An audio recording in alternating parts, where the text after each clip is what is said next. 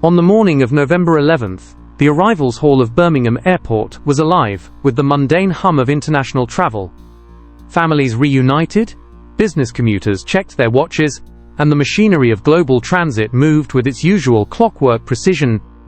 But amidst this sea of anonymity, a carefully orchestrated performance was unfolding on that relied on the very image of normalcy to mask a multi-million-pound operation. At the heart of this complex web was not a seasoned underworld enforcer, but a 54-year-old grandmother from Bradford named Farzana Cowzer. To her unsuspecting neighbors, she was a quiet, unassuming figure, a matriarch tethered to the domestic rhythms of her community. Yet investigators would eventually peel back this veil to reveal a calculating strategist who had turned the sacred concept of family loyalty into a cold, logistical asset. Cowzer did not merely participate in a network, she was described as its primary linchpin. She allegedly coordinated a high-stakes pipeline of illicit inventory stretching from the shores of Mexico to the heart of the United Kingdom. The brilliance of her strategy lay in its sheer audacity. While most traffickers seek out hidden compartments or complex decoys, Cowzer's group utilized a method known as the carousel switch. They would book short-haul tickets to nearby European cities like Amsterdam or Dublin, traveling with nothing but light-hand luggage to appear like casual weekend tourists. Their return flights were timed with surgical precision to land at Birmingham Airport, just as long-haul arrivals from Cancun reached the baggage claim area. In the chaotic mixing of travelers, the couriers would simply walk toward the international carousel, lift suitcases pre-packed with high-purity substances by overseas insiders, and stroll through the arrivals hall as if the luggage were their own. Perhaps the most heart-wrenching aspect of this case was Cowzer's choice of personnel. She did not recruit from the fringes of society.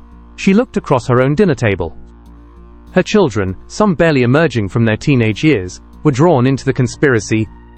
From her 33-year-old eldest son to a daughter-in-law and even a 17-year-old minor, the family unit was transformed into a criminal cell. Why would a mother risk the freedom of those she was meant to protect? This baffling mystery of criminal psychology suggests a chilling blend of domestic influence and professional calculation that would eventually lead to their absolute downfall. The scale of the operation was unfathomable, challenging every assumption authorities held about the faces of organized crime. The pipeline originating from Cancun was far more than a mere shipping route. It functioned as a high-velocity vein for illicit inventory that required a corrupt insider to remain operational. At the Mexican end of the journey, suitcases were preloaded and checked in, bypassing standard safety protocols through a shadow network of collaborators. These cases traveled thousands of miles across the Atlantic, carrying a burden that far exceeded their physical mass. However, unbeknownst to the Cowzer family, the National Crime Agency had not been idle during these months of activity. They were engaged in a quiet, methodical game of deep observation. For several weeks, specialist investigators had been piecing together a complex mosaic of flight patterns, traveler manifests, and behavioral anomalies that did not quite align with the profile of casual holidaymakers. The agency teams acted like ghosts within the terminal, monitoring the suspect's every movement from the shadows of security booths and through the unblinking lenses of high-definition surveillance. The tension reached its inevitable peak on that decisive November morning. As the long-haul flight from Mexico touched down on the tarmac, the atmosphere among the monitoring officers was electric, yet strictly disciplined. They watched through concealed cameras as the family members positioned themselves near the specific carousel, their movements practiced and seemingly casual. CCTV footage captured the critical moment of transition. Their heavy suitcases, loaded with an astonishing 180 kilograms of compressed blocks, were lifted from the moving belt. To any casual observer, it appeared to be nothing more than a group of people retrieving their personal belongings. But for the specialists watching, it was the final, undeniable piece of evidence required to confirm the conspiracy in action. The group moved with practiced ease toward the terminal doors, wheeling the massive weight through the airport forecourt, and blending seamlessly into the flow of travelers heading toward the parking facilities. The climax of this sophisticated investigation occurred in the sterile, grey environment of the airport car park.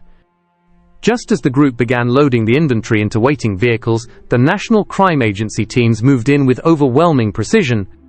Within moments, the facade of an ordinary family trip was shattered beyond repair. 6 suspects were surrounded and detained, their elaborate plans collapsing in the very shadow of the airport they had hoped to exploit. Upon opening the seized suitcases, investigators were met with a staggering sight. The wholesale value was estimated at £5 million, but its potential impact on the street reached an unfathomable £14.4 million. This was not just a single successful interception. It was the total dismantling of a family-led pipeline that had risked everything for a fleeting fortune. The photographs released by authorities later showed a mountain of evidence that represented a catastrophic gamble, marking a tragic end to an operation that had once appeared to be invincible. In the shadow of the sprawling criminal networks that attempt to bypass international borders, there exists a psychological phenomenon that investigators often find more baffling than any sophisticated concealment tactic: the sudden onset of criminal complacency. While the Cowzer family fell after weeks of intense high-level surveillance, another major figure in Birmingham's illicit trade was undone by a mistake so basic it defied logic. In February 2016, Majid Hussain arrived at the departure gates of Birmingham Airport, presenting the outward image of a routine traveler bound for Pakistan. He moved with the practiced ease of a man who believed he was entirely invisible to the authorities. Yet his misplaced confidence would prove to be his ultimate undoing. During what should have been a standard, routine inspection of his carry-on bag, security staff discovered a single wrap of a highly restricted class of substance. The discovery was not the result of an elaborate tip-off or a deep cover operation. It was the direct consequence of a staggering lack of caution. The illicit material was not hidden behind a false lining, nor was it stashed within complex electronic equipment. Instead, it was placed inside his bag with no discernible attempt at concealment. This singular oversight instantly transformed a routine departure into a high-stakes investigative scene. Why would a man who allegedly occupied a central position within a dangerous and structured network behave with such startling, almost inexplicable carelessness? Investigators were left to ponder whether Hussain's previous successful runs had bred a false sense of total invincibility, or if he had simply become sloppy in the logistical preparation of his journey. Regardless of the motive, the result was a catastrophic failure of professional tradecraft that left him exposed. Hussain was detained on the spot, his international journey terminated before it could even begin. However, the true significance of this incident lay not in the single wrap found in his hand luggage, but in the rapid chain reaction it triggered. To the airport staff, it might have appeared as a minor find involving a casual individual, but the authorities sensed something far more significant, vibrating beneath the surface. This small, seemingly insignificant error served as the primary loose thread that, when pulled, began to unravel an entire hidden world of criminal enterprise. It provided the necessary legal catalyst for officers to look beyond the terminal and into the heart of Hussain's domestic life. As the focus shifted from the departure gate to a residential street in Saltley, the full scale of his dangerous activities was about to be laid bare, exposing a reality that was far more intense and unfathomable than anyone at the security checkpoint could have initially suspected during that first, fateful bag search. Once Hussain was secured at the airport, the investigative lens shifted toward a residential address on Nansen Road in Saltley.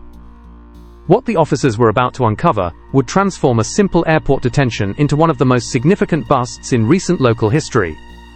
The raid revealed that Hussain was far from a low-level individual making a reckless mistake. He was, in fact, a central figure in a high-stakes trade, possessing both massive quantities of illicit inventory and a specialized collection of weaponry. As investigators moved through the property, the contrast between the ordinary domestic setting and the hazardous nature of Hussain's activities became truly intense. It was a stark reminder of how high-level criminal operations can nestle quietly within a neighborhood, shielded by a veneer of suburban normalcy. In the sanctity of his bedroom, under the very bed where he slept, police discovered a suitcase that contained a devastating cargo: 1 kilogram of a highly restricted substance and 4 kilograms of another, with a combined value reaching approximately £250,000. This discovery confirmed the authorities' darkest suspicions. The single wrap found at the airport was merely a fragment of a much larger, thriving distribution network. However, the search was far from over. Within the same residence, officers located a hidden arsenal that underscored the extreme danger Hussein posed to the community. These were not the tools of a hobbyist, but the equipment of a man prepared for the harshest realities of the illicit trade. The collection was chillingly professional. It included a semi-automatic handgun, fully capable of carrying out a fatal act, accompanied by 27 rounds of live ammunition. Perhaps even more disturbing was the discovery of a stun gun, cleverly disguised as a mobile phone, a piece of equipment designed to incapacitate targets without drawing the immediate attention of bystanders. Alongside an air pistol, these tools painted a vivid picture of a man who was prepared to protect his position through severe means. But it was the financial evidence that truly illustrated the scale of his success. Stashed away within the house was £300,000 in liquid currency. This staggering cache of currency served as a physical manifestation of the immense illegal earnings generated by a thriving enterprise that had likely been operating for a significant period. For the investigators, this hoard was the final proof that Hussein's domestic life was merely a front for a far more dangerous reality. He was a well-financed and heavily armed figure at the center of a toxic network, whose hidden world had finally been brought into the light of day. The routine atmosphere of Birmingham Airport was disrupted once again in November 2021 by a traveler whose outward composure masked a staggering secret. Mohammed Uzziah Rashid, a 35-year-old from Greater Manchester, had just completed a long-haul journey from Pakistan via Dubai. To the casual eye, he was simply another passenger navigating the exhaustion of international transit.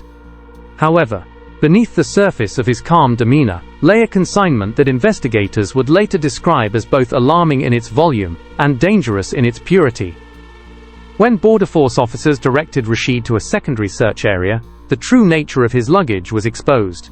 Inside his checked bags was nearly 18 kilograms of a high-purity prohibited substance, with an estimated street value exceeding £900,000.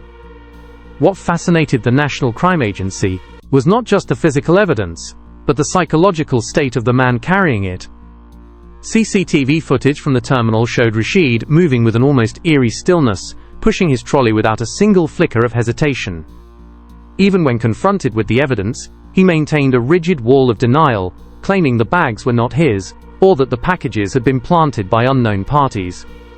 However, this wall of silence was shattered by the very device he carried in his pocket. Upon examining his mobile phone, investigators discovered a trail of digital breadcrumbs that led directly to a handler in Pakistan, referred to simply as brother. These WhatsApp messages revealed a chilling dynamic of remote manipulation. As Rashid approached the final security checks, visibly seeking reassurance, his handler replied with a message that would later haunt his legal proceedings: "Remain tension-free. God will be generous." This phrasing was a calculated attempt to keep the courier focused and composed, treating him almost as a puppet, directed from thousands of miles away. For the NCA, this communication was the definitive proof that Rashid was not a lone actor seeking personal gain, but a managed link in a professional, international supply chain. The puppet master's prayer served as a stark reminder of the cold, calculated nature of these organizations, where individuals are treated as expendable assets in a much larger, global game of risk and reward. Rashid had walked into the terminal, believing he was protected by a higher authority, only to find himself alone in a web of his own making, facing a future determined by the very evidence he thought would remain hidden. The courtroom doors finally closed on the Cowzer family in late 2024, marking the end of a saga that had fundamentally redefined the concept of a family business in the eyes of the law. As the judge delivered the final assessments, the weight of the collective tragedy became tangible. Farzana Cowzer, the woman whose domestic life had masked an international ambition, was identified as the primary architect of the operation and sentenced to 13 years and 4 months. For a woman in her mid-50s, this term represents a significant portion of her remaining life. A heart-wrenching outcome for a matriarch who had purportedly built her enterprise on the foundations of familial unity, only to lead her kin into the depths of the legal system. The professional price of loyalty for her offspring was equally severe. Her eldest son, Jund, who had served as a central coordinator, received 10 years and 9 months, while his younger brother, Mohammed Amir, was handed 8 years and 9 months. Even the youngest members of the circle were not spared the consequences of the plot. Mohammed and Safa Noor, received terms of 8 years and 7 years respectively. Perhaps most poignant was the situation of Hamza Shafak, who was a minor when the smuggling began. His path remains a baffling mystery as the court deferred his final judgment, leaving a young life suspended in legal limbo. Only the daughter-in-law, Sarah Hussein, escaped immediate incarceration with a suspended sentence, though she remains tethered to the legal system. These sentences, while providing a sense of legal finality, do not fully account for the psychological debris left in the wake of such a case. The Cowzer legacy is now one of permanent fracturing family unit, not bound by shared memories, but by shared incarceration. This pattern of ruin extended to other traffickers. Majid Hussein was handed a 12-year term, followed by a relentless pursuit of his illegal earnings that saw him ordered to repay nearly £300,000. Mohammed Uzziah Rashid was sentenced to 9 years, proving that even the most composed courier cannot evade the scrutiny of the state. Ultimately, these cases serve as a sobering reminder that the lure of fast wealth is a fleeting illusion, inevitably replaced by the cold, enduring reality of lost time and broken ties. The cost of such actions is never just measured in currency, but in the absolute dissolution of the futures they claim to be building, leaving a trail of broken promises and empty chairs at home.